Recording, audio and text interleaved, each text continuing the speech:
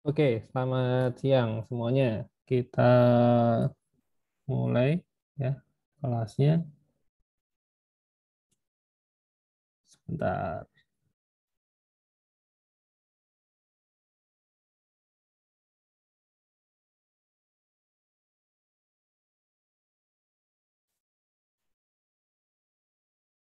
Oke, kita lanjutin yang kemarin ya. Kemarin kita materinya tentang layout ya, antarmuka ya. Yang kita gagal praktek itu ya. Karena harus download macam-macam dan internetnya juga lagi bermasalah ya.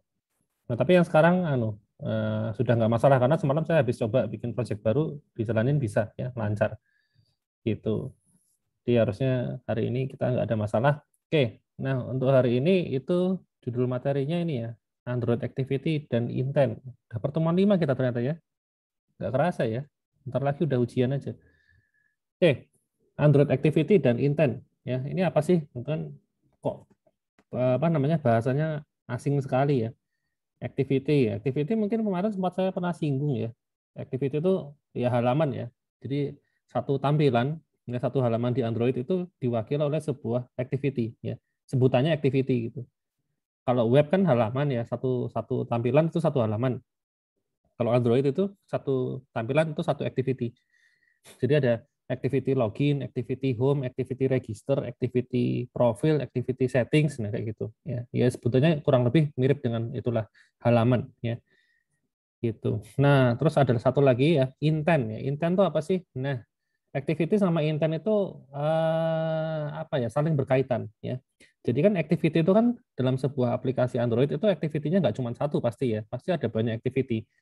Nah, supaya kita bisa berkomunikasi antar activity itu pakai intent. Ya, kurang lebih intinya sih gitu. Ya, nanti kita lihat aja penerapannya seperti apa. Ya, jadi yang seperti saya bilang tadi, activity itu mewakili satu halaman ya. Jadi kalau misalnya kalian punya 3 halaman di aplikasi Android, berarti kalian harus bikin 3 activity ya. Harus bikin 3 gitu.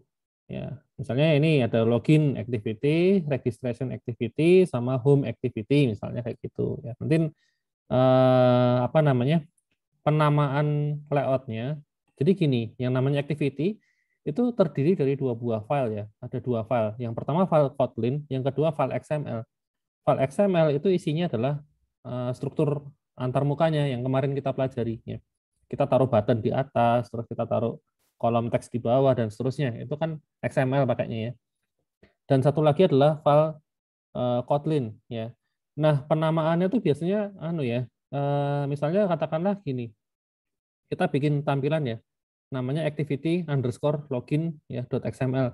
Jadi kalau untuk file XML ya, itu kata activity-nya taruh depan ya, di sebelah kiri ya, di depan pokoknya.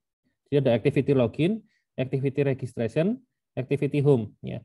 Nah, kalau untuk file Kotlin-nya itu kebalikannya ya. Kata activity-nya ditaruh di belakang. Nah, kayak gini. Jadi login activity, registration activity, home activity gitu dan tanpa underscore ya.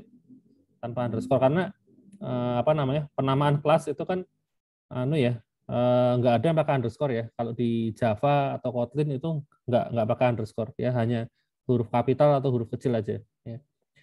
Gitu.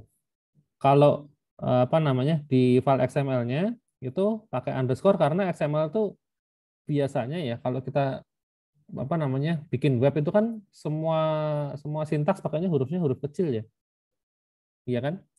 Nggak ada yang campur ya, ada huruf kapitalnya terus huruf kecil nggak ada. Biasanya standarnya huruf kecil semua. Meskipun mau mau pakai huruf gede juga bisa, tapi kebanyakan pakainya huruf kecil. Nah ini ngikutin aturan itu ya.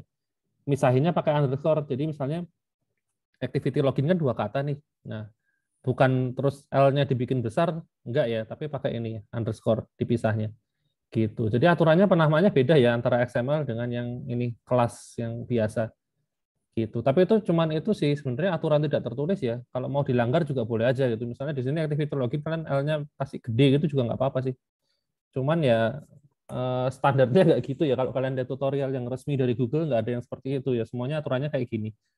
Ya, gitu. Termasuk penamaan ini ya. Ini kalau mau taruh activity-nya di depan juga sebenarnya nggak masalah ya. Activity login gitu ya boleh-boleh aja. Cuman ya nggak standar aja jadinya ya. Lebih enak kalau kita ngikutin standar aja. Gitu. Oke. Nah, activity itu kan ada dua file ya. Yang udah kita pelajarin adalah file yang ini, antarmuka layoutnya. Jadi isinya adalah struktur XML, bagaimana apa namanya sebuah activity akan ditampilkan ya. Isinya apa aja itu pakai XML. Nah, komponen yang kedua adalah yang ini ya, yang kelas kelas apa bentuknya kelas ya. Kelas Kotlin ya. Kelas. Nah, ini karena bentuknya sebuah kelas, maka kan dia kan semacam objek yang hidup ya. Namanya kelas kan nanti kan dibikin jadi objek, betul kan? Nah, karena dia merupakan objek, objek itu kan punya siklus hidup ya, life cycle. Termasuk activity ya. Activity itu ada life cycle-nya. Nah, seperti ini ya. Ini. Nah, ini sepanjang ini ya.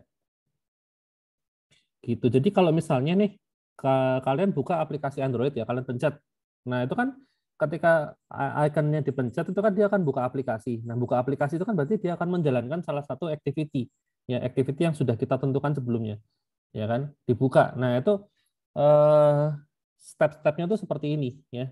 Jadi di dalam sebuah activity itu ada banyak sekali function ya, ada banyak metode ya. Ada metode onCreate, onStart, onResum dan seterusnya. Nah, waktu activity itu dibuka, ya, dipanggil, ya, maka pertama kali itu yang akan dipanggil adalah function namanya onCreate. Ya, onCreate itu dipanggil. Kemudian onStart dipanggil, onResum dipanggil. Ya, setelah onResum dipanggil, nah ini kan ada yang warna hijau ya, activity running. Nah ini adalah state di mana activity-nya itu tampilannya akan muncul ke layar HP. Ya, muncul. Jadi misalnya kalian buka Instagram, ya kan? Nah dia akan manggil activity ya di dalam apa namanya di dalam aplikasi Instagramnya dia akan manggil sebuah activity, katakanlah misalnya home activity. Ya. Nah, home activity itu akan memanggil tiga function ini. Ya, kalau sudah baru nongol tampilan feed-nya Instagram kalian gitu ya. Ada foto-foto teman kalian, ada komen-komennya dan seterusnya. Ya, itu masuk di fase yang hijau. Jadi fase yang hijau ini fase berhenti ya. Berhenti sampai kapan? Sampai ada input ya. Input dari user atau ada perubahan data dari server. Ya, misalnya ada datanya ada update gitu ya. Ada data baru, nah datanya ke update. Tapi selama nggak ada data baru atau nggak ada inputan ya ini berhenti di sini ya sampai ada inputan. Nah sekarang dari sini usernya kan pakai aplikasi ya, dipencet-pencet terus posting sesuatu itu semuanya state-nya masih di sini ya.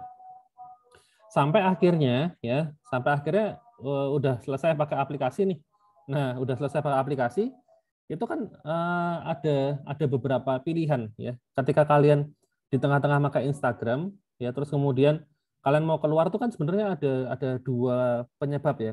Penyebab yang pertama kalian memang mau tutup aplikasinya ya. Sudah emang udah nggak pakai gitu loh. Udah kalian keluar dari aplikasi Instagram.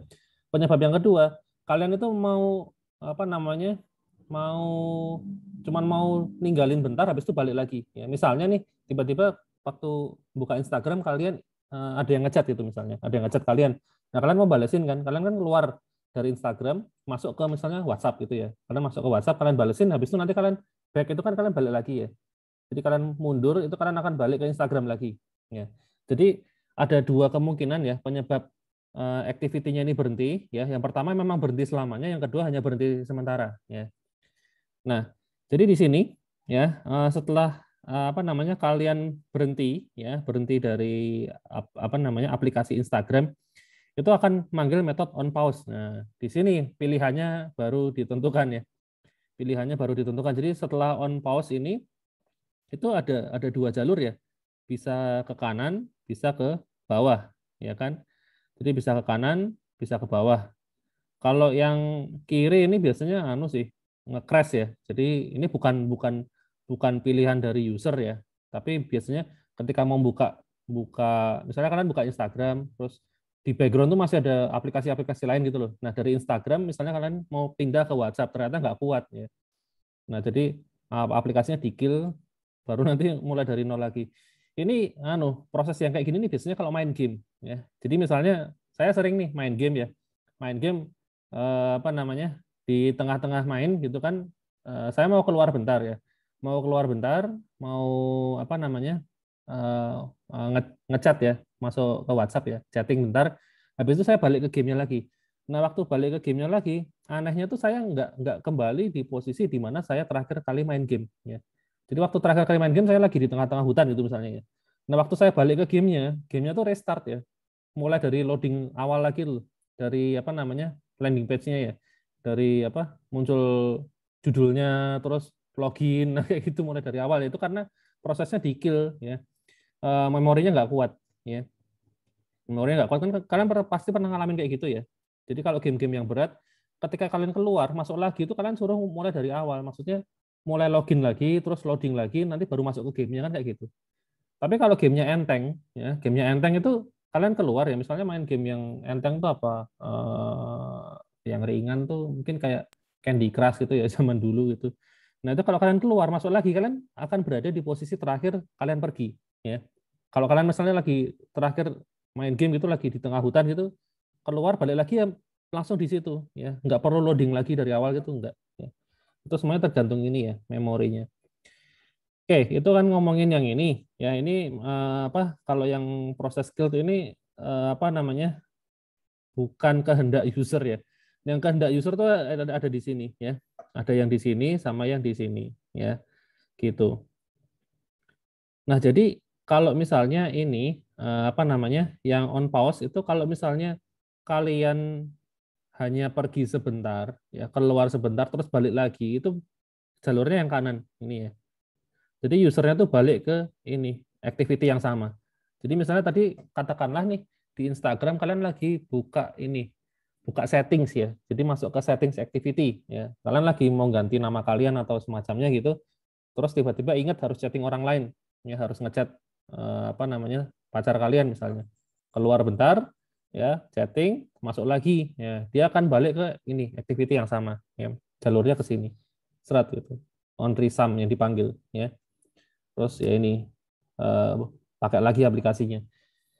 Nah, berbeda dengan yang ini ya. Kalau misalnya kalian itu keluar ya, keluar tapi istilahnya apa ya? Permanen gitu loh. Kalian nggak ada rencana untuk balik lagi. Nah, itu larinya ke sini. Activity is no longer visible ya, ke sini, ke bawah, thread gitu.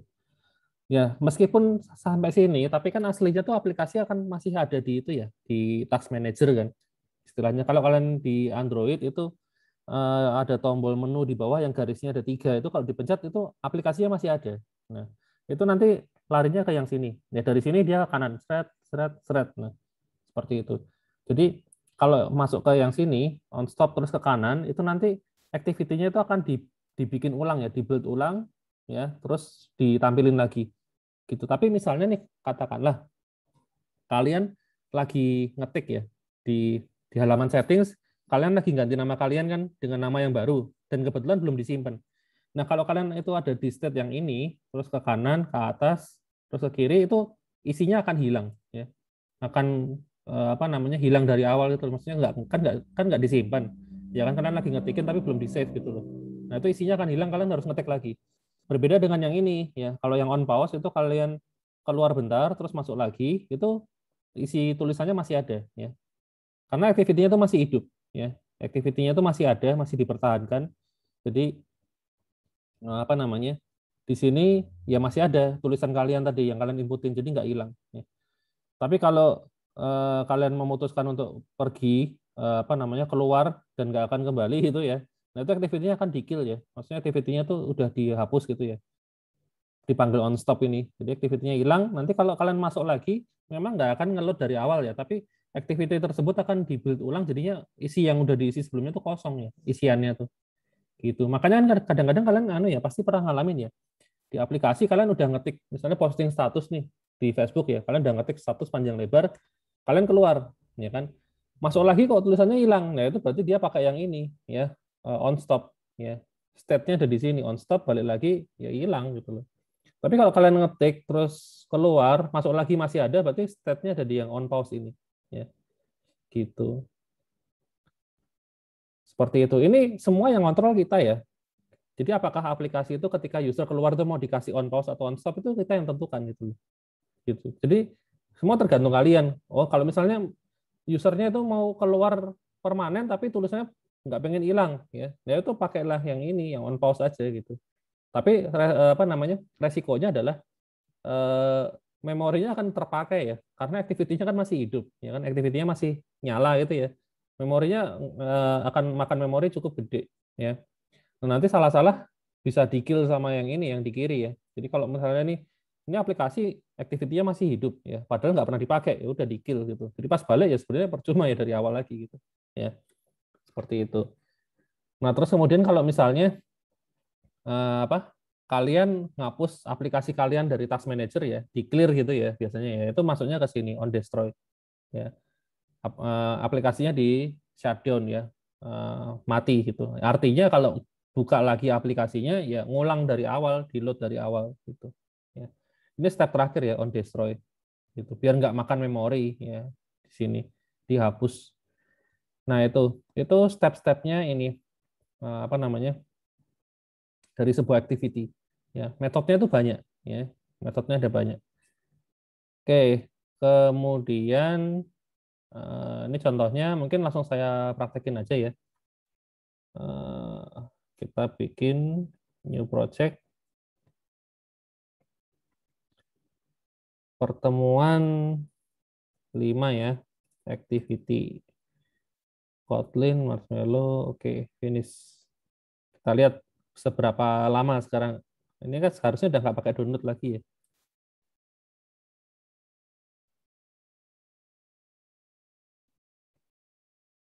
Oke.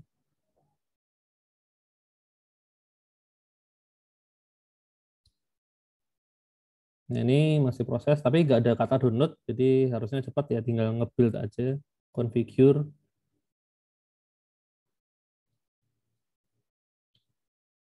Oke, nah ini kalau kalian bikin project baru, pilih yang empty activity, itu akan dibikinin satu activity ya, namanya main activity. Ini ya, main activity. Kemudian ada metode yang di override ya, itu adalah metode onCreate ya. Ini sebenarnya itu ya, ini metode-metode bawaannya activity ya. Kalau kalian mau pakai salah satu, misalnya saya mau mau ini mau ngisi bagian onResum ya, tinggal di override aja ya. Bikin aja override-nya gitu. Misalnya di sini ya, kalau mau override di Android Studio itu kalian saya di sini pakai ini Command O ya, Command O. Kalau di laptop Windows mungkin Control O kalau nggak salah ya. Control mungkin ya, Control O coba aja nanti akan keluar. Ini daftar metode-metode yang bisa di override ya. Misalnya saya mau override apa nih? OnResum ya. Ketikan aja OnResum. OnResum mana tadi? OnResum. Banyak banget sih ini. OnPostResum. Nah, yang ini ya. Nah, ini. Nah, kalau nge-override method itu baris yang paling atas harus yang ini ya, super.onResum ini ya. Ini kan onCreate juga sama ya. Metode onCreate ini super.onCreate kan gitu. OnResum itu super.onResum. Ya, baru di bawahnya kalian tambahin code-nya itu ya. Kayak gitu.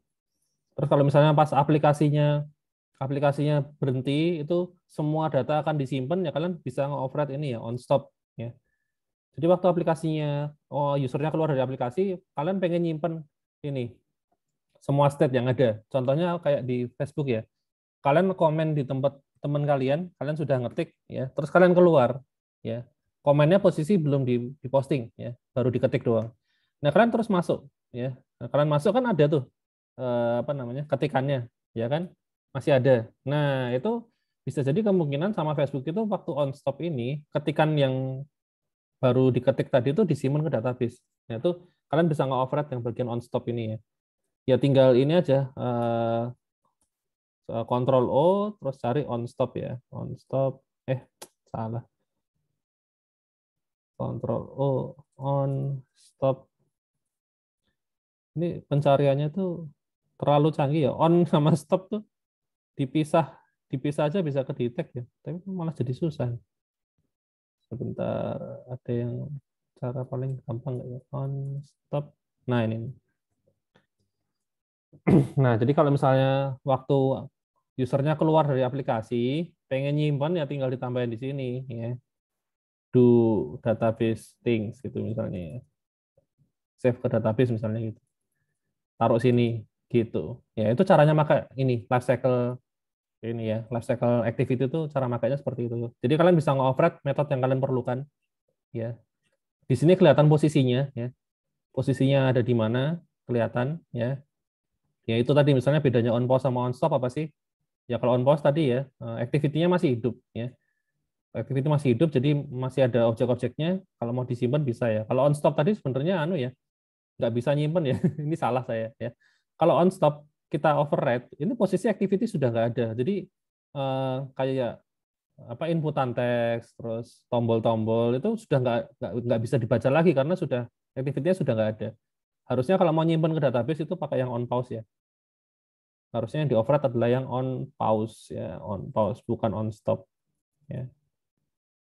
Ini on pause. Nah ini.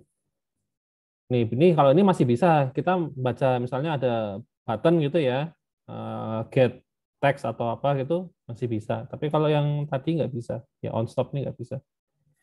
Oke, gitu. Itu sekilas cara pakai activity ya. Ada yang mau ditanya dulu mungkin sampai di sini? Belum ada. Nah, sekarang dalam sebuah activity itu metode onCreate itu wajib di override ya. Perhatikan ya. Jadi metode onCreate ini loh yang paling atas nih itu wajib di override ya. Nggak boleh activity itu kosongan kayak gini nggak boleh ya.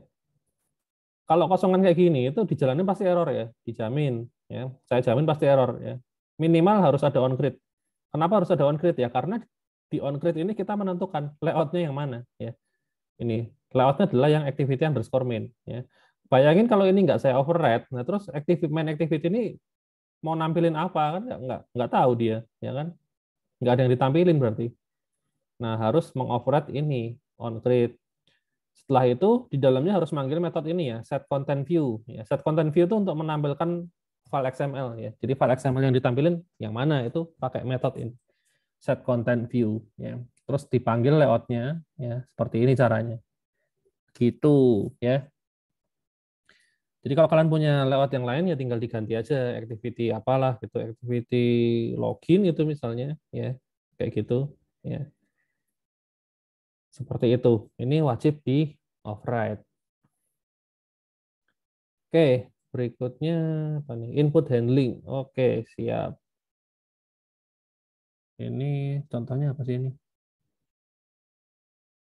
Oh, saya lupa kasih screenshotnya ya. Oke, nampilin ini, inputin nama, terus dipencet tombolnya, terus ditampilin. Oke, jadi saya akan coba bikin apa namanya sebuah inputan ya, sebuah inputan bentuknya teks gitu sama sebuah tombol ya. Kalau dipencet nanti akan nongol tulisan di bawahnya ya. Selamat datang, terus namanya siapa gitu. Oke, supaya mudah saya pakai ini aja ya, linear layout aja. Ya, ini saya ganti constraint layout di sini saya ganti jadi linear layout ya supaya rapi. Kemudian orientationnya saya bikin vertikal ya kayak gini. Linear layout ya. Mungkin biar agak rapi lagi saya set ya paddingnya mungkin sekitar 24 dp ya seperti itu. Oke, nah sekarang konten di dalamnya adalah tadi butuhnya inputan ya. Saya kasih teks dulu. Saya pakai plain text aja ya. Saya taruh satu plain text. Kemudian ada tombol ya. Jadi kalau saya pencet tombolnya nanti dia akan ngambil isi dari teksnya ini kemudian akan dicetak di bawahnya. Nah, nyetaknya berarti saya butuh teks lagi ya, text view ya. Text view itu untuk nampilin hasil tulisan ya. Nah, jadi ada tiga ini ya. Ada tiga komponen. Nah, mungkin saya rapikan sedikit ya. Saya rapikan sedikit jaraknya dulu aja ya mungkin ya. Ini saya kasih margin. Ini sama kayak ini ya. Sama kayak website ya.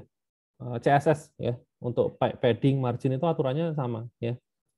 Aturannya sama. Jadi kalian bisa pakai ilmu yang sudah kalian dapat di Proc Web ya, diimplementasikan ke sini. Nah, ini saya kasih jarak 12 12 density pixel. Aduh, ini zoom-nya kok susah. Nah, ini jarak ini loh. Ini antar. Nah, ini kan kalau di sini kelihatan ya. Ini yang apa yang warna hijau ini itu untuk melihat posisi komponen karena kalau di sini kadang-kadang nggak kelihatan kan. Ini jarak pastinya tuh seberapa sih gitu loh. Karena kayak button ini ternyata dia ada jarak ininya ya, paddingnya ya. Defaultnya ada paddingnya segini gitu loh. Seperti itu. Nah, aslinya kan penuh segini ya. Nah, 12 dp itu dari kotak atas ke kotak bawah ini. Ini 12, dari sini ke sini juga 12. Oke, kemudian yang bawah text view-nya mungkin saya gedein ukurannya ya. Jadi agak besar 32 SP gitu, kebesaran nggak ya?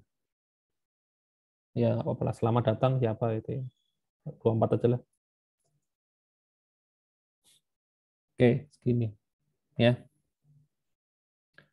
Nah, kemudian ini sekalian saya ajarin ya. Ini kan ada tulisannya name gitu ya.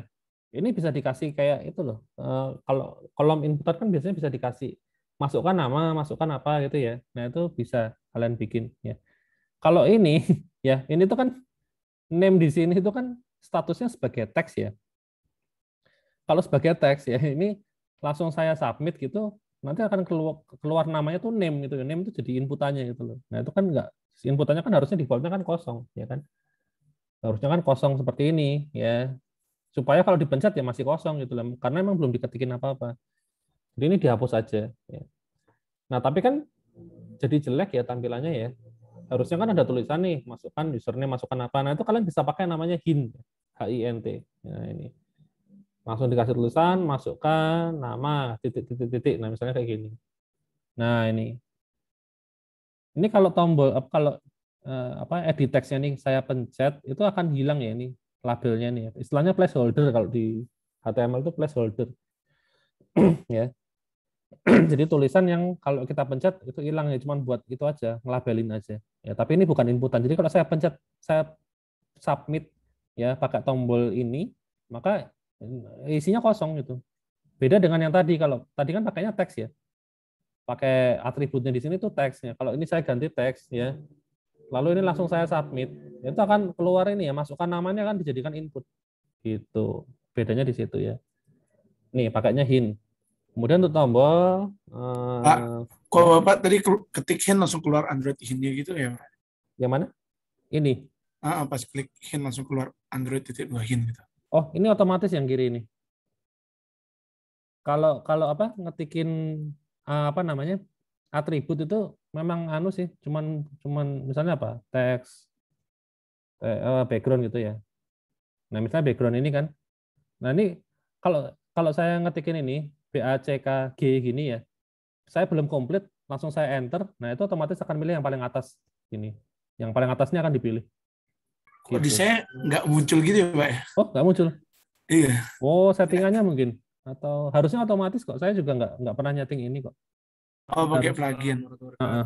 Nggak pakai plugin sih, otomatis. Ini kan Android Studio ya. Bentuknya kan IDE. Harusnya otomatis sih. Gitu. Kalau enggak, Kalau teman-teman yang lain gimana, langsung muncul ya? yang lain gimana? Pakai plugin. Saya Iya, sudah install. Oh, otomatis, Pak. oh pakai plugin ya? Ya, Plugin otomatis. apa? Ada pluginnya kok. Saya nggak pakai plugin apa-apa loh. Maksudnya install langsung pakai bisa tuh. Atau kalian pakai Android Studio atau yang VS Code ya? Android Studio, Pak. Android Studio harusnya udah otomatis loh. Saya dari dulu nggak pernah nambahin sesuatu gitu, plugin untuk ini apa? Ini kan istilahnya anu ya, inspektor ya, inspektor gitu. Pakai plugin di tempat saya awal install langsung Oh ya, diminta. udah bisa, Pak. Oh, atau mungkin beda ya. Mungkin untuk Android Studio yang baru ya. Mungkin saya kan ini anu, saya kan installnya udah dari versi lama ya, tapi diupdate-update terus gitu loh. Saya nggak tahu yang Android Studio. Tadi saya salah, di luar kurung saya tadi, Pak. Oh gitu, tapi Udah udah bisa, bisa kalau udah dalam bisa. ya. Oh Iya, iya, udah bisa. Thank you, Pak. oke sip. Atau kok ada yang install plugin? Di tempat saya awal install langsung diminta install plugin. Loh, saya nggak pernah. Ini kan memang nggak bisa update ya. Android Studio ini kan versi 4 nih sekarang nih. Versi mana sih? Mana ya versinya ya? Oh, sekarang pakai nama ini ya, Arcticbox ini ya. Tapi ini versi 4 sekian gitu loh. Nah, saya tuh misalnya tuh modelnya update ya, saya update. Jadi mungkin dulunya itu pluginnya sudah include ya mungkin. Terus karena saya update, pluginnya ya pakai yang lama gitu, mungkin loh. Gitu. Internet busuk. Oke.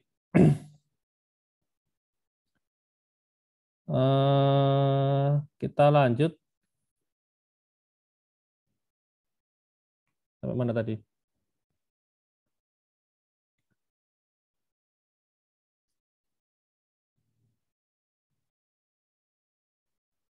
Ini sudah. Oke, di sini kita masukin nama ceritanya ya. Nanti di sini saya inputin namanya. Kalau saya kirim, nanti akan nongol di sini ya. Rencananya gitu. Ya. Oke, ini text view saya kosongin juga aja biar nggak mengganggu ya. Nah, kayak gini. Oke, untuk layoutnya, oh sebentar. Jadi gini, salah satu lagi yang harus diperhatikan kalau misalnya kalian di bagian layout itu ada apa komponen yang kira-kira bakal dipakai di back end-nya ya di sini. Kan kita kan bakal ngambil inputan ini ya. Inputan nama ini kan akan diambil. Terus tombol kirim kan juga bisa dipencet ya. Ketika dipencet terjadi sesuatu. Dan yang terakhir ini text view yang sini akan menampilkan hasil. Itu kan artinya akan diprogram gitu loh. Nah, komponen-komponen yang akan diprogram itu harus dikasih ID ya. Ini ada ID-nya. Nah, ID-nya itu gini, memang nggak ada standarnya ya, tapi kalau saya pribadi itu untuk ID-nya itu saya bikin ini apa namanya singkatan ya, singkatan. Jadi diawali dengan 3 karakter itu berdasarkan jenis komponennya ya. Kalau edit text itu saya kasih depannya tuh EDT ya, edit text. Lalu diikuti dengan ini edit text ini untuk apa? Untuk inputin apa? Oh, untuk inputin nama ya, berarti EDT nama ya, kayak gini. Lalu ini ada tombol ya. Tombol buat apa sih? Oh, tombol buat kirim ya, ngirim namanya tadi ya. Berarti ini saya kasih BTN ya, karena 3 karakter terus kirim. Nah, misalnya kayak gini. Lalu untuk text view ini kan untuk nampilin hasilnya ya, untuk buat nampilin apa namanya, nampilin hasilnya. Nah ini saya biasanya pakai ini ya, TXT ya, hasil misalnya kayak gini. Ya. Jadi untuk ID-nya itu seperti ini. Ini cara saya ya. Tapi sebenarnya nggak ada aturannya sih. Standarnya juga nggak ada. Ini kalian bebas aja ya. Jadi untuk pendefinisian ID-nya bebas aja. Cuman kalau saya sih lebih suka begini karena gini, misalnya nanti nama itu ternyata ada nama untuk edit text sama ada nama untuk button gitu ya. Nah, kalau pakainya nama doang kan jadi bingung ya. Namanya ini nama untuk edit text apa nama untuk button. Jadi makanya saya kasih ada jenis komponennya di depan ya. Ini seperti itu. Gitu. Tujuannya buat apa sih? Nah, tujuannya karena di sini nanti kita waktu manggil komponen itu kita harus panggil by ID ya, berdasarkan ID-nya ya. Di situ. Jadi makanya di sini harus dikasih ID ya. Gitu. Cuman ya itu tadi ya, nggak ada aturannya. Jadi kalau kalian punya style sendiri, ya silakan aja ya. Boleh pakai aturan masing-masing. Oke, ini sudah ya. Sudah. Berarti tampilannya gini aja, simpel aja. Nah, berikutnya apa namanya? Kita coba ambil isinya dari sini ya. Oke, yang pertama kan kita punya 3 komponen di layoutnya tadi ya.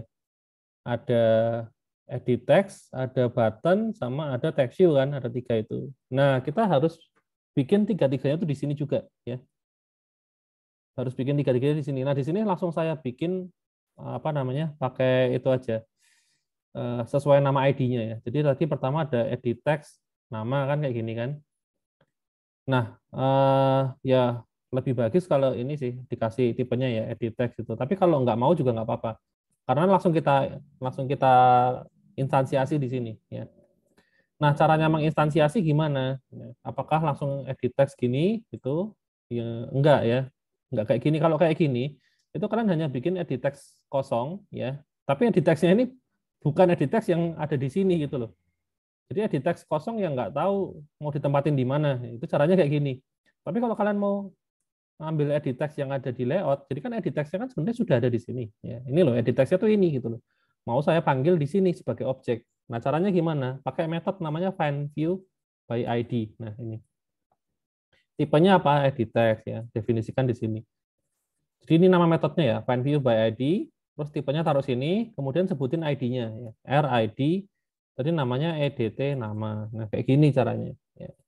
Berikutnya untuk tombol juga sama ya, button kirim itu find view by ID, terus ini button lagi, ini ID button kirim. Nah, ini merah karena belum diimport ya. Diklik aja, lalu kalau tombolnya ALT enter ya. Nah, import. Nah, importnya di sini. Ya, ini tadi belum. Nah, yang terakhir itu text view ya. Tadi namanya txt hasil ya. Nah, find view by ID, tipenya text view ya. Text view, lalu ini ID txt hasil. Sip.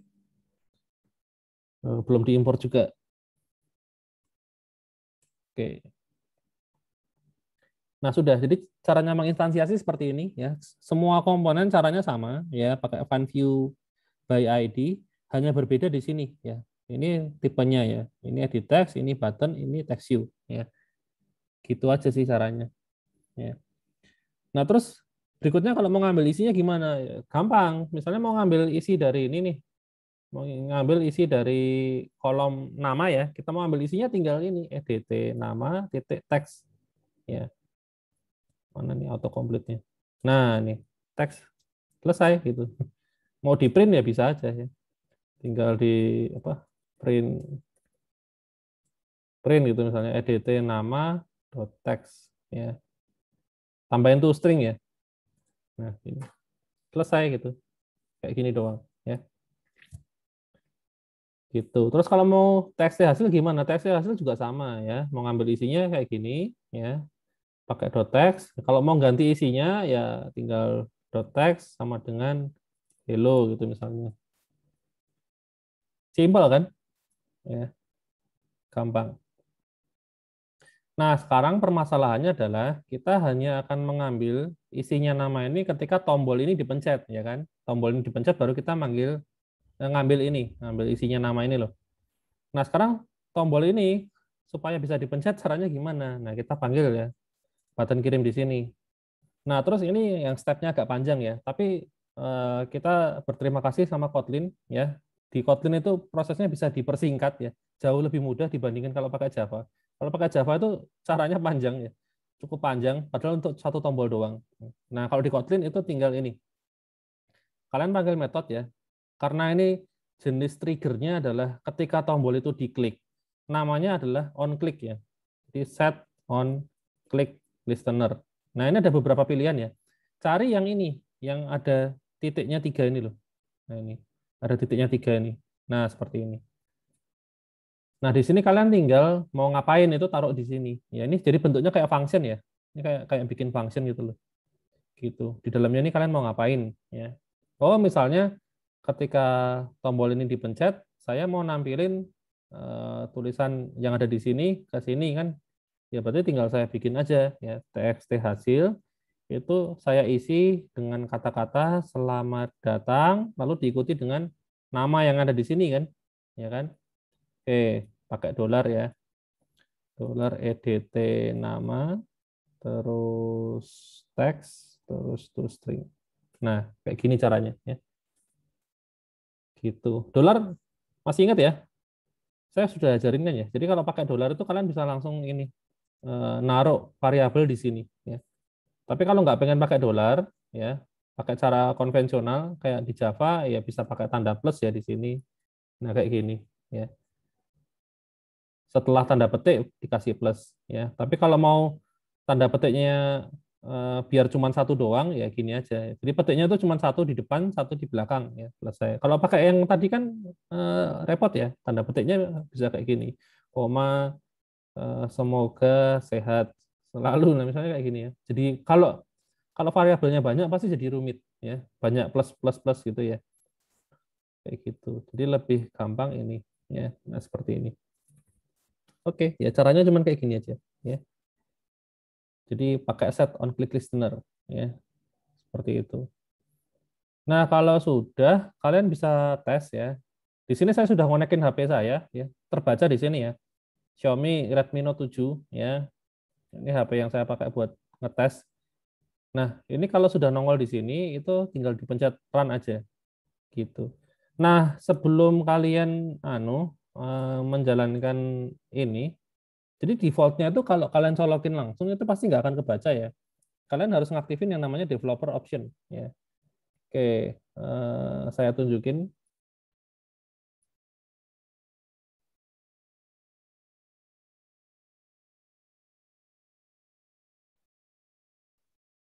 Bentar, saya nyalakan ini dulu, visor. Ya. Ini eh, buat nampilin layar HP. Nah ini.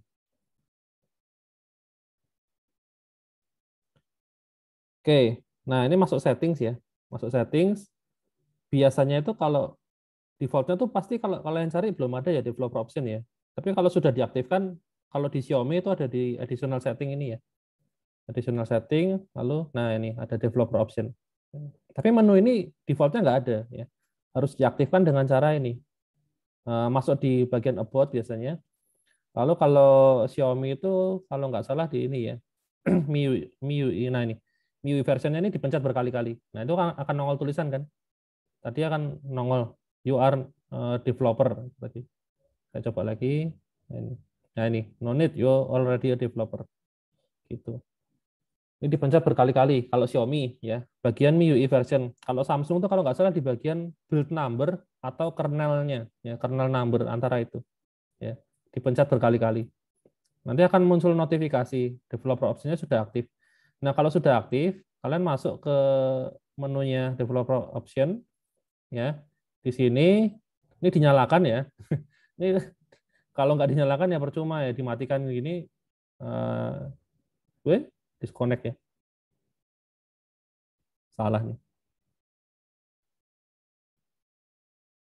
Ini visor ini juga butuh developer option ya, malah saya matikan. Oke, connect lagi. Jadi diaktifkan, sama nanti cari ada menu namanya itu apa? USB debugging ya. USB debugging. Bentar saya colok lagi.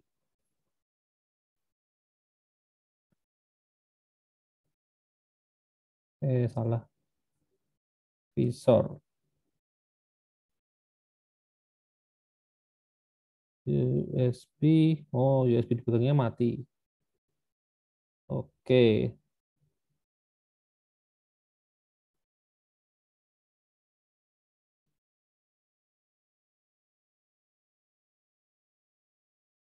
Nah nih, nih.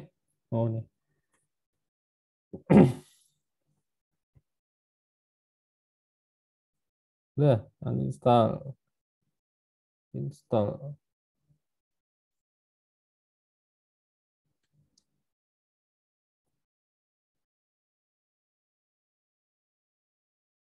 Nah ini ya, USB debuggingnya ini juga harus dinyalakan. Ya.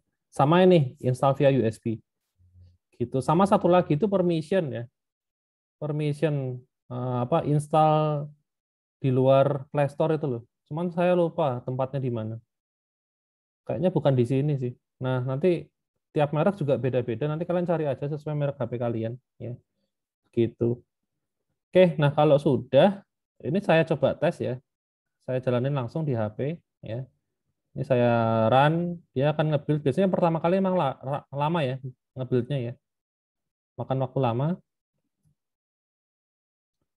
Tapi berikut-berikutnya sih cepat ya.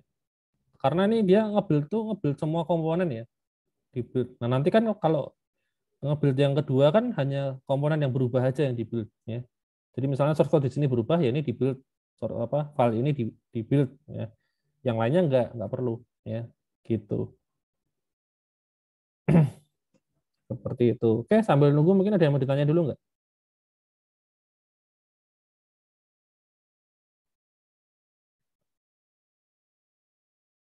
Terus permisi. Pak, set on yang bukan titik 3 itu fungsinya untuk apa ya? Yang bukan titik 3 itu kalau mau pakai style yang lama, ala Java itu kalian pakai yang ini, yang bukan titik 3 ya. Kalau kalian terbiasa pakai Java katakanlah ya. Misalnya ini. Nah, aduh. Set on click listener. Tuh, mana tadi autocomplete-nya. Ini karena sambil nge-build jadi nge-lag ya. Yang titik 3 tuh hanya ada di Kotlin ya. Hanya ada di Kotlin. Oh, apa ini? Error.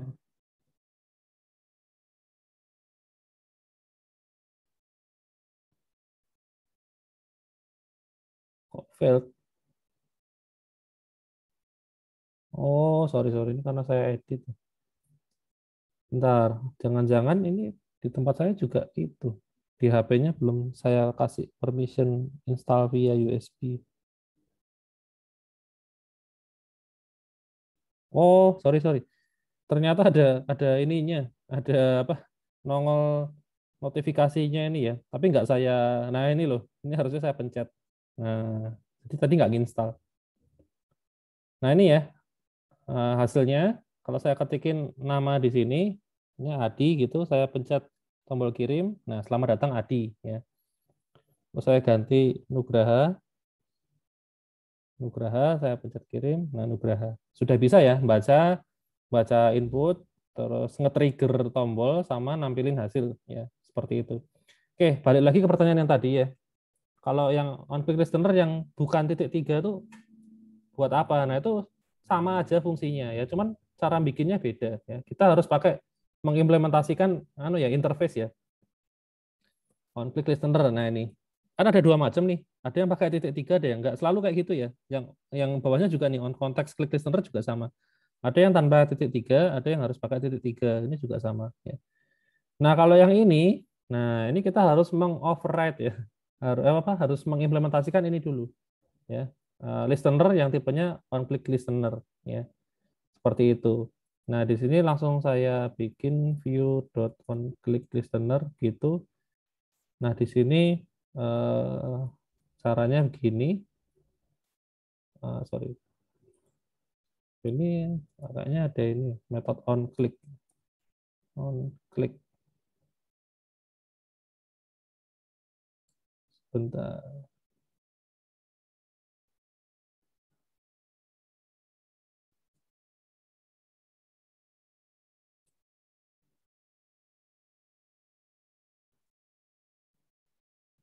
OnClick.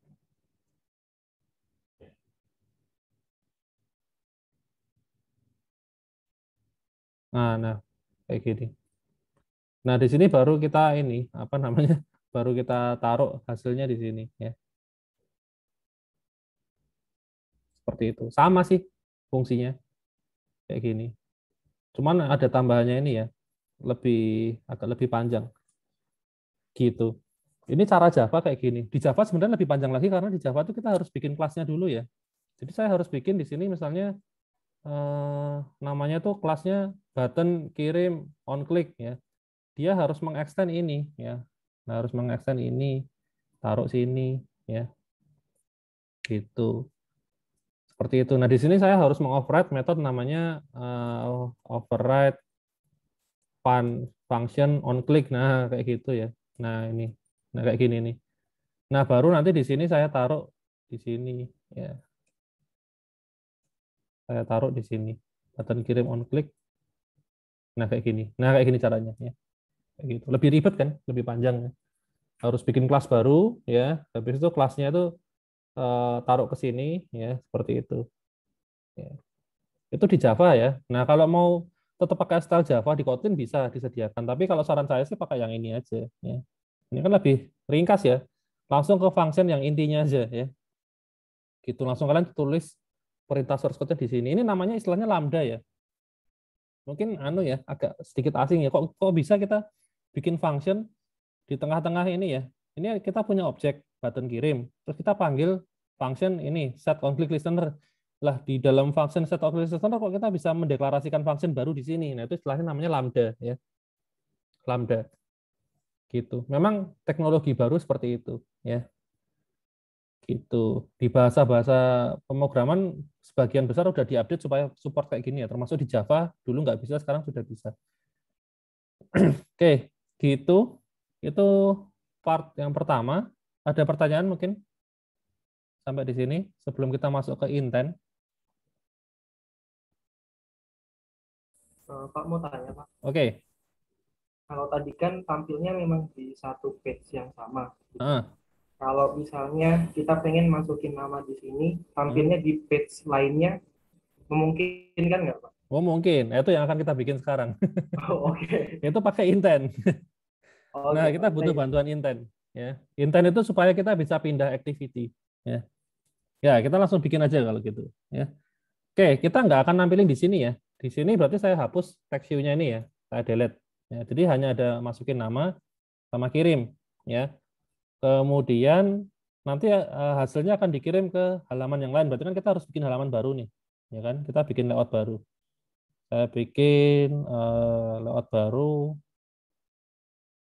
New layout resource file ya. Saya kasih nama misalnya activity hasil gitu aja lah ya. Kayak gini. Nah, isinya belum ada isinya ya.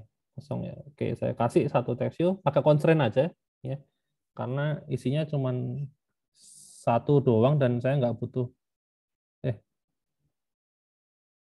oh ketinggalan ya. Oke. Ini kotaknya di atas, tulisannya masih di bawah. Nge-lag nih laptop saya ini.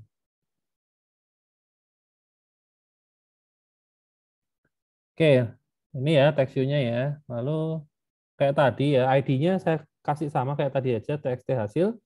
Kemudian paling saya kasih ini, apa namanya, hurufnya saya gedein, biar jelas ya. Saya kasih 32 di sini, karena kontennya cuma ini doang. Nah, ini mantep tuh, gede. Gitu. Oke, gitu doang ya. Nah, terus seperti kata-kata saya di awal tadi, yang namanya activity itu satu paket ya. Kalau ada satu layout activity di sini, maka kita harus bikin juga kelasnya di sini. Ya, ya udah bikin kelas baru aja. New, nah ini pilih yang Kotlin class ya, jangan Java class ya. Kotlin class. Nah ingat penamaannya harus kebalikan dari yang ini. Kalau ini tadi namanya activity underscore hasil, berarti di sini hasil underscore, nggak pakai underscore ya, hasil activity. Ya seperti ini. Nah, terus jangan lupa dia harus mengextend ke namanya app compat activity ya. App compat enggak nongol. Nah, ini app compat activity. Gitu. Lalu jangan lupa kita harus mengoverride metode namanya onCreate. Kalau enggak pasti ada garis merahnya nih. Ini warning nih. Oh, sorry, enggak ding. Ini harus ada ininya ya. Loh, onCreate-nya malah nggak wajib ya. Oke, ya kita tambahin aja. Kalau dulu tuh harus di override ya, kalau enggak error ya. Kalau sekarang enggak ya. Atau ininya anu ya, enggak apa? Nge-lag gitu ya. OnCreate ya, saya cari OnCreate.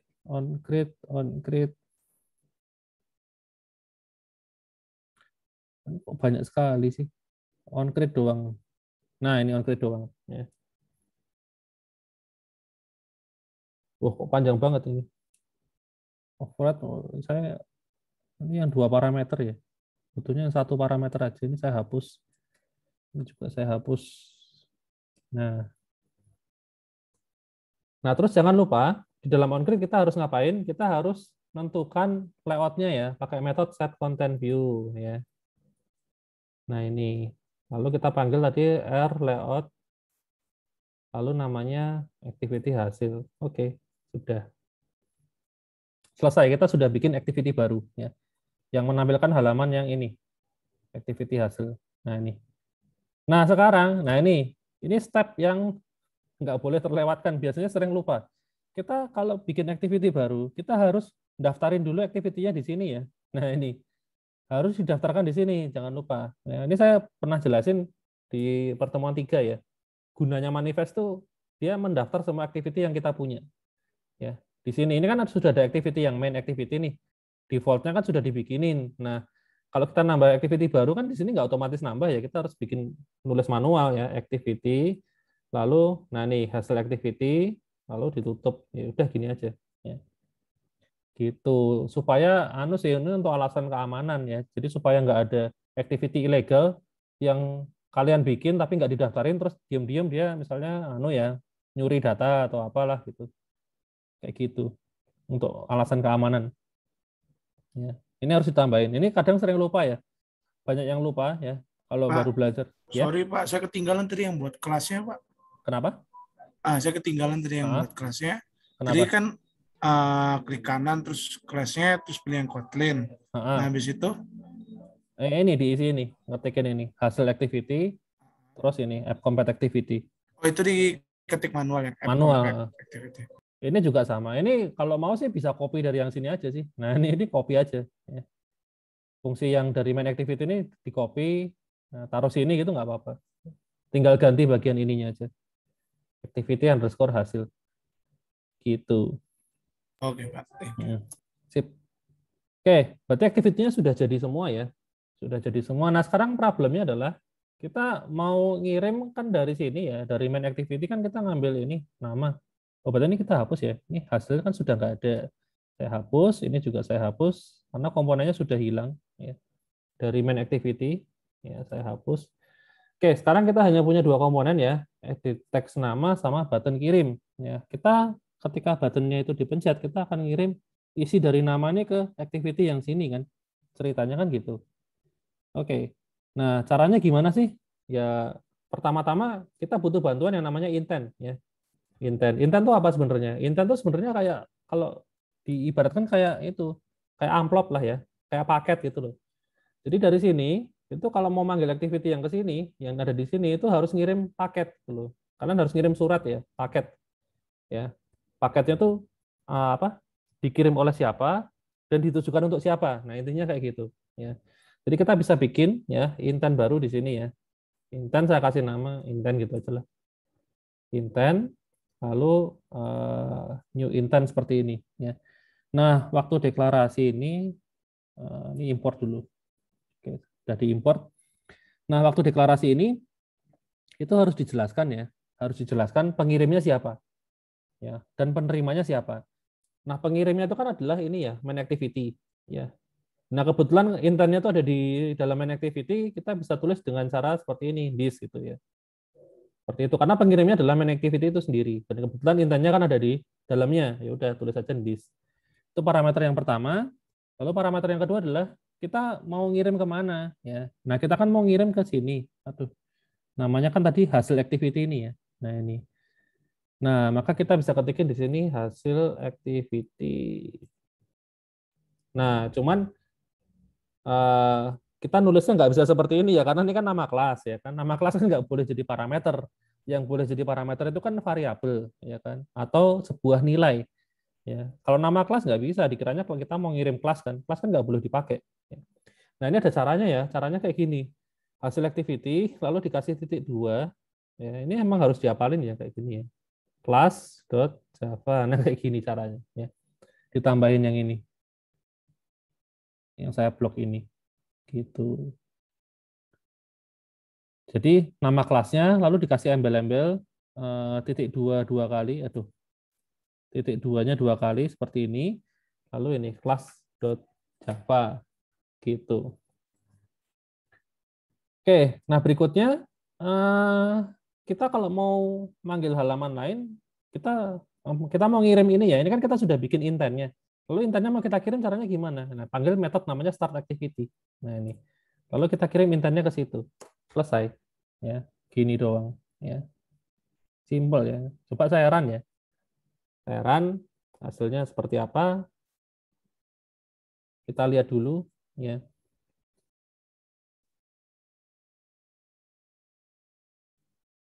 Apa ini?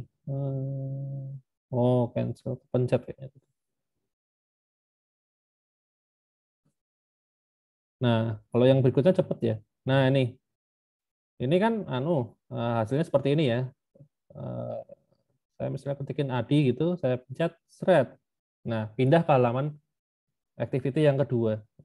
Tapi tulisannya belum kekirim, memang kita belum kirim kok di sini. Tapi nah ini cara yang dipakai kalau kalian mau pindah halaman ya. Caranya seperti ini ya. Cara pindah halaman kan ini kalau saya pencet tombol ini kan kita pindah halaman. Nah, ini halaman yang kedua. Kalau saya back, nah ini balik lagi ke halaman yang pertama ya. Gitu. Itu caranya pindah halaman di Android ya. Kayak gini, harus pakai bikin intent lalu start activity ya. Cuman 2 baris ini ya kalau mau pindah halaman. Nah, sekarang kasus kita sekarang adalah kita selain pindah halaman ya. Kita nih di halaman pertama, kita pindah ke halaman kedua, kita tuh mau ngirimin data ya. Jadi nggak sekedar pindah, tapi kita juga mau mengirim sesuatu. Nah, caranya ngirim data gimana? Nah, ini intentnya kita modifikasi dulu sebelum dikirim di sini. Ya, kita modifikasi dengan cara intent, terus ada ini put, ya extra, ya put extra. Nah, put extra itu tinggal disesuaikan ya. Ini tipe data yang mau dikirim yang mana, gitu. Tapi sebenarnya semuanya sama aja sih, ya. Semuanya sama aja ya. Kalian tinggal panggil aja put extra kayak gini. Lalu di sebelah kiri ini adalah indeksnya atau key-nya, ya, labelnya. Data yang mau dikirim itu data apaan? Oh, data nama misalnya, atau data password, atau data apa misalnya tanggal dan seterusnya. Nah, ini kan kita mau ngirim datanya nama, ya. Kita kasih label aja nama gitu ya. Kemudian yang kedua adalah value-nya, ya. Isi datanya tuh apa sih? Oh, isi datanya kan kita dapat dari sini, ya. edt nama, ya, titik teks, ya, lalu to string. Nah, caranya kayak gitu. Ini kalau mau nambahin data seperti ini. Kalau mau nambah data yang lain gimana? Ya tinggal tambah lagi put extra gitu ya. Misalnya saya tambahin usia gitu ya. 17 gitu. Yang penting ininya beda-beda ya. Name-nya ini beda-beda. Jangan di sini kalian tulis nama juga gini. Nah, nanti kalau kayak gini, ini yang atas nih hilang ya, akan ketimpa dengan yang bawah karena key-nya sama. Gitu. Nah, key-nya harus dibedakan ya, seperti ini. Nah, ini namanya saya dapat dari inputan. Untuk usia saya tulis fix ya, 17. Nah, kayak gitu. Seperti itu. Lalu saya kirim intentnya ya. Nah, sekarang untuk ngirimnya nggak ada masalah ya, gampang ya. Nah, sekarang di sini caranya ngambil gimana? Ya, kan kita mau ngambil datanya, betul kan? Nah, di sini kita bisa panggil langsung, dapetin intent tuh bisa dengan cara seperti ini. Apa namanya? Get intent ya, atau intent langsung get extra ya. Get intent x. Nah, ini kalau misalnya kita mau ngambil string, kita bisa panggil get string extra, lalu tadi labelnya apa? Labelnya nama. Kalau kita mau ngambil integer, ya tinggal get integer extra, berarti labelnya usia gitu kan. Lalu kita tampung aja ke misalnya ini nama ya. Lalu ini ke usia gitu ya. Nah, tinggal ditampung seperti ini. Gitu. Oke, ini kenapa ya? No value pass for parameter default value kan. Bentar, get. Oh, harus ada nilai defaultnya ya, usia. Kalau misalnya ternyata dari sini itu ternyata dia nggak pernah ngirimin usia, itu mau dikasih nilai berapa? Kasih aja 0 ya. Oke, dulu harusnya nggak ada, ini kan update baru harus pakai ini ya. Seingat saya ini doang bisa ya. Gitu. Kalau nggak ada ya error gitu, nge-crash ya. Gitu. Ya mungkin ini langkah preventif supaya kalau misalnya nggak ada ya nggak nge-crash gitu. Nah, kalau sudah, langkah berikutnya sama kayak ini tadi ya. Kita harus instansiasi dulu ya. TXT hasil ya. Pakai find view by ID. Find view by ID, text view. Kemudian ini TXT hasil. Lalu kita set isinya ya. Nama gitu misalnya dolar nama. Nah, karena ini cuman berupa variabel biasa, nggak usah saya kasih kurung awal, bisa seperti ini. Ya, tapi kalau tetap mau pakai ya nggak apa-apa, lebih aman. Ya. Nama ini, lalu usia, dolar, usia, tahun gitu ya. Oke. Nah, caranya seperti ini ya. Gitu. Ini cara ngambilnya ya, pakai intent, terus get string extra, get integer extra, pokoknya get-nya itu sesuai dengan tipenya ya. Mau ngambilnya itu tipenya apa? Kalau waktu ngirim sih nggak masalah, ngirimnya selalu put extra ya. Ngirimnya selalu put extra, tapi waktu ngambil itu kita harus definisikan tipenya ya. Entah string, integer, float atau yang lainnya. Gitu. Nah, ini kalau sudah saya run lagi ya. Saya run lagi. Loh, cancel.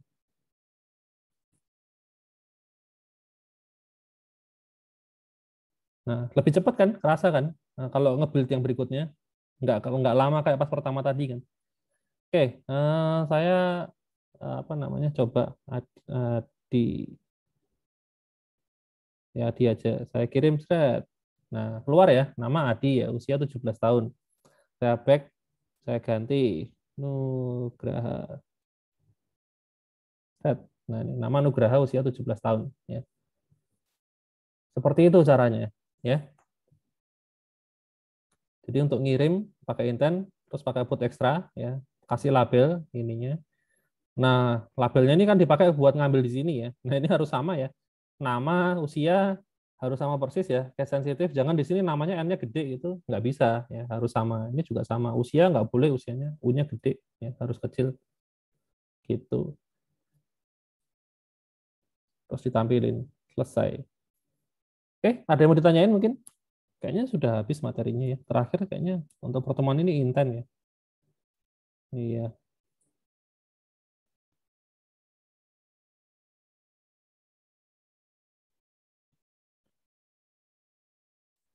Ada yang mau ditanyakan? Pak mau tanya Pak, Oke. itu kan untuk teks ya Pak, kalau untuk gambar gimana ya Pak? Nah, gambar. Gambar itu ada beberapa cara. Kalau cara paling gampang, gambar itu kan bentuknya bitmap ya kan? Bitmap itu kan byte ya, gambar atau sembarang file lah, nggak cuma gambar. File apapun, entah audio atau yang lain-lain, itu semuanya tuh bentuknya kan file byte ya kan? Byte. Nah, di sini itu sebentar, put extra tuh kayak seingat saya byte ada nggak sih?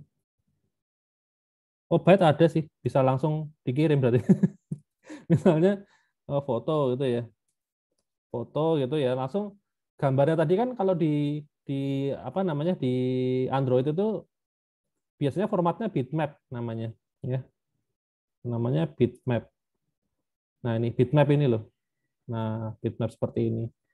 Nah, bitmap sendiri itu bisa diambil mana ya, byte to byte.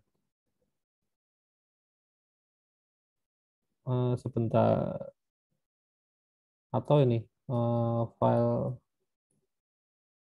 by gitu, byte get byte. Kok nggak ada? Oh, sorry.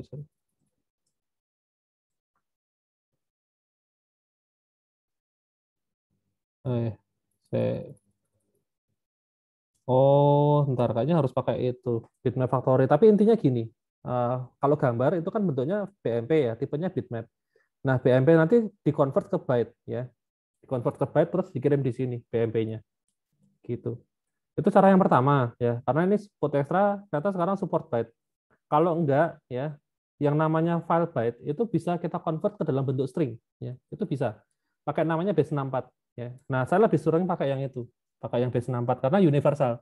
Jadi kalau mau kita kirim antar activity bisa, dari activity sini ke activity sini bisa, atau kalau mau dikirim lewat internet juga bisa. Nah, kalau byte itu dikirim lewat internet itu hancur ya, masalahnya di situ. Ya. Byte itu kalau antar activity masih bisa ya, karena di sini byte-nya kan byte yang di Kotlin gitu ya istilahnya ya. Kalau dikirim ke internet misalnya nanti di internet diterima oleh server, nah kalau ngirimin tetap dalam bentuk byte itu kayaknya riskan ya, sampai server korup biasanya ya. Karena byte-nya yang namanya server itu kan ada itu ya. Kalau kalian bikin web kan pakai ada ASCII-nya atau UTF berapa, nah kayak gitu-gitu loh. Nah, itu kan nggak beda-beda standarnya ya.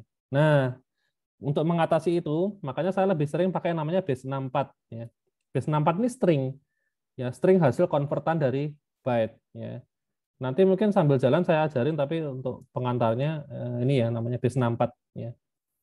Gitu. Jadi nanti Android bitmap to base64 Kotlin ya. Nah, ini gitu. Ini tutorialnya ada sih, tapi nanti kita bahas agak belakang ya. Nah, ini encode image. Nah, ini yang saya bilang tadi ya. gambar di Android itu formatnya bitmap ya, tipenya bitmap. Terus kemudian fungsi ini itu tujuannya adalah mengkonvert sebuah bitmap outputnya jadi string. Nah, ini caranya. Ya, tinggal copy aja ya, nggak usah dipikir. Ya saya juga biasanya ngopi doang ya, ngopi dari sini ya. Terus pokoknya saya tahunya bitmap ini jadi sebuah string, nah baru bisa kita kirim. Jadi ini saya copy misalnya di sini. Kemudian ya tadi misalnya saya punya gambar di sini ya. Saya punya BMP ya, bitmap bitmap ya. Kayak gini lalu saya intent put extra gitu ya, gambar ya, koma. Nah, sini saya panggil ini encode image ini loh. Encode image dalam kurung apa namanya? BMP gitu. Nah, ini akan encode image ini bentuknya string. Nah, nanti di sini kalian tinggal ambil pakai yang ini sama, get string extra lalu gambar.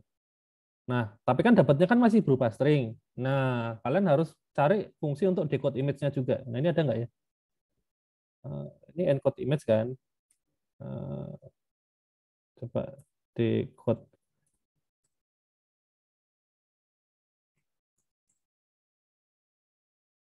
Atau ini tadi cuma ngasih itu ya, encode ya, atau yang Stack Overflow nih. Nah, ini ada yang decode string base 64, decode. Oh, decode-nya malah gampang ya. Oh, tapi sebentar, ini decode-nya ke byte ya. Byte, base 64 decode, baru, oh iya, ya dua inilah. Pertama di decode dulu ke byte, ya. Ini kan bentuknya string, ya. Stringnya di decode ke byte. Nah, dari byte-nya ini pakai ini, bitmap factory, ya. Jadi bitmap, gitu. Itu caranya. Memang step-nya agak panjang ya. Jadi karena gambar tadi bentuknya itu sebenarnya binary, binary itu hanya bisa ditampung oleh byte. Nah, cuman kalau byte dikirim hancur ya. Maka diubah jadi string ya. Ngakalinnya string. Yaitu istilahnya tipe data base 64 tuh kayak gitu ya. Mengubah file binary jadi bentuk string itu namanya base 64 ya. Gitu, base 64 string. Seperti itu. Gitu caranya. Nanti itu akan kita pelajari waktu kita belajar ini pakai kamera ya. Jadi kita motret dari aplikasi Android, kita bikin aplikasi buat motret ya, dapat gambar, gambarnya kita simpen. Nah, itu kan harus pakai ini bitmap, pakai intent juga ya. Gitu caranya. Kalau sekarang kecepatan ya, nanti takutnya pusing duluan. Atau kalau URL gampang ya, misalnya gambarnya itu ada di server ya, bukan gambar yang ada di HP ya, tapi di server ya tinggal pakai URL aja ya. Kirim URL ya, intent put extra, misalnya ini URL ya, URL-nya alamatnya di mana, http / Google dan seterusnya gitu ya, alamat URL. Nah, nanti terus ngambilnya gimana, kan di sini dapatnya kan URL ya kan. Nah, kalian bisa pakai library namanya Picasso ya, Android Picasso. Ini buat ngambil gambar dari ini URL. Ini gampang banget nih makanya nih. Mana nih? Ya tinggal ini ya, ini picasso.get URL udah gini dong. Nah, ini kayak gini. picasso.get terus load URL-nya. Tadi URL-nya kan sesuai dengan URL yang dikirim, ya kan? Terus mau ditaruh di mana? Nah, ini view-nya tinggal ditaruh gitu. Cara makanya simpel banget loh, cuma satu baris nih. Ya, view-nya ini adalah ini, misalnya kalian mau tampung di image view ya, image view-nya taruh sini gitu. Jadi kalau misalnya saya di sini bikin mau ditampilkan ke dalam image view ya, saya bikin apa ini file image gitu kan, tipenya image view ya. Terus diinstansiasi ya pakai find view by ID dan seterusnya. Nah, ini image-nya taruh sini ya. Image di sini saya taruh sini. Terus ya ini URL-nya ya, yang HTTP bla bla bla itu ya. Nah, kayak gitu. Selesai. Ya, itu kalau gambarnya ada di server bisa pakai cara ini. Ya. Gitu. Tergantung kebutuhan lah ya. Kalau zaman sekarang gambar itu biasanya di server masalahnya ya. Kenapa? Karena misalnya kalian bikin apa WhatsApp gitu ya, aplikasi WhatsApp. Kalian buka di HP kan gambarnya nongol. Terus kalian buka di komputer gambarnya juga ada. Loh, berarti gambarnya kan bukan di lokal sebenarnya, tapi di server. Gitu. Kebanyakan gitu. Ya memang tapi di cache ya. Di cache itu artinya gambar yang di server kita cloning di HP supaya nanti kalau dibuka lagi lebih cepat, nggak perlu terus-terusan ngeload ya. Pakai cache gitu. Tapi by default sebenarnya gambar itu ada di server aslinya ya, bukan di lokal.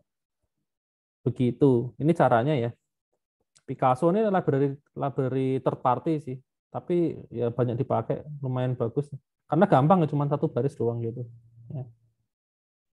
Seperti itu. Oke, ada lagi yang mau ditanyain mungkin? Makasih, Pak. Sip, mantap. Itu gambar dan segala jenis file binary, caranya itu tadi ya, base64. Ya. Pakai base64. Itu nggak hanya berlaku di Android ya, base64 itu ada di semua bahasa pemrograman ya. Di web juga pakai ya. Kalau kalian dari web itu mau ngirim ke platform lain atau ke web lain, bisa pakai base64 juga ya, ngirim gambar gitu. Seandainya misalnya kalian nggak bisa majang gambar itu karena gini, di website itu kalau gambar itu nanti ngaksesnya via URL, kan ada ya orang-orang yang sebenarnya nggak boleh buka gambar itu gitu loh. Jadi gambarnya itu sebenarnya nggak boleh ditampilin pakai URL, karena kalau orang dapat URL-nya ditembak langsung keluar gitu loh. Ya kan? Nah, pakailah base64. Jadi yang dikirim memang filenya ya, bukan URL-nya. Jadi filenya itu ketika dibuka orang lain nggak ada privilege ya nggak bisa ya gitu. Karena kalau namanya file itu kan bisa dienkripsi ya kan, file string itu kan bisa dienkripsi. Jadi orang kalau nggak punya key-nya ya nggak akan bisa buka ya. Tapi kalau URL itu nggak bisa dienkripsi ya. Paling ngalanginnya pakai itu session itu ya, pengecekan session dan lain sebagainya, tapi kan repot ya. Kalau pakai sistemnya API nggak bisa pakai session, itu nggak ada, karena itu API itu stateless ya, sessionless ya, nggak pakai sessionan itu. Jadi kalau ada URL ya bisa buka, intinya gitu. Makanya itu ada teknologi base64 tadi, fungsinya banyak. Nanti saya bahas sambil jalan ya. Nanti kalau base64 mungkin waktu belajar kamera sama ngomongin soal server ya, HTTP request itu masih jauh sih. Ya, pertemuan HTTP 12 ya. Ini. Loh, kok belum komplit? Oh, belum saya update. Oke. Ada lagi yang mau ditanyakan mungkin?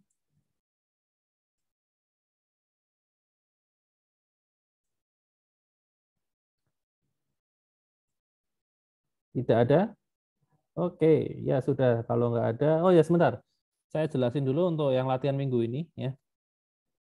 Latihan minggu ini kalian diminta untuk bikin halaman login ya.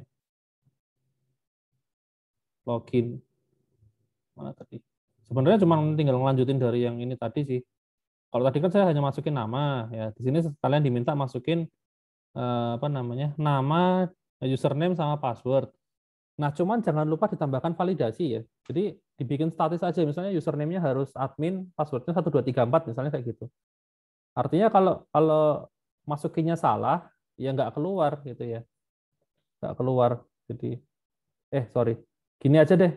Yang harus sama password-nya, username-nya bebas karena username dipakai di sini ya. Selamat datang username gitu ya.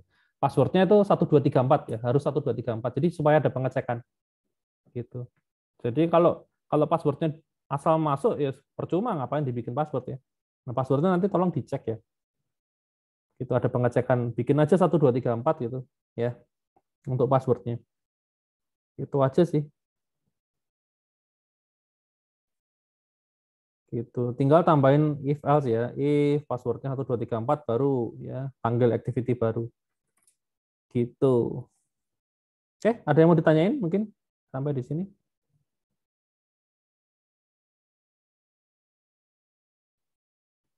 Nggak ada? Oke, ya sudah. Kalau nggak ada, kelasnya mungkin sampai di sini aja ya. Jangan lupa dikerjakan latihannya sama kuisnya. Sip. Ya. Oke. Kalau gitu sampai ketemu minggu depan ya. Thank you semuanya. Oke, makasih Pak. Oke, Pak. Terima kasih banyak Pak. Terima kasih, Pak.